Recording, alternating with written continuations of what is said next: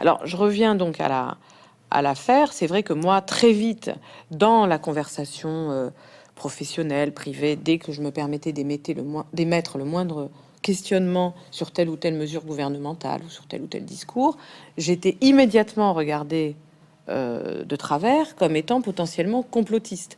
Comme en plus j'avais publiquement dit que j'avais porté le gilet jaune dans des cortèges, alors là, j'étais dans la ligne de mire.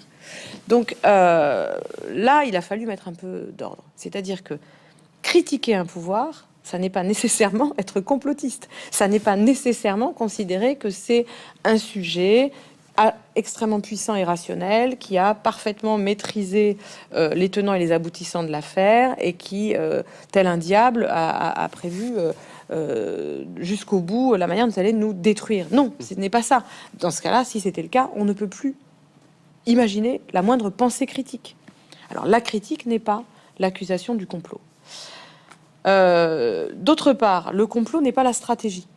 On peut tout à fait mettre en place des stratégies plus ou moins bonnes sans ourdir un complot. Et d'ailleurs, c'est ce que demandent aujourd'hui les citoyens et les journalistes au pouvoir, c'est d'avoir une stratégie. Ils ont bien raison. C'est normal. Face à une difficulté, il faut bien qu'on ait une stratégie à court moyen terme.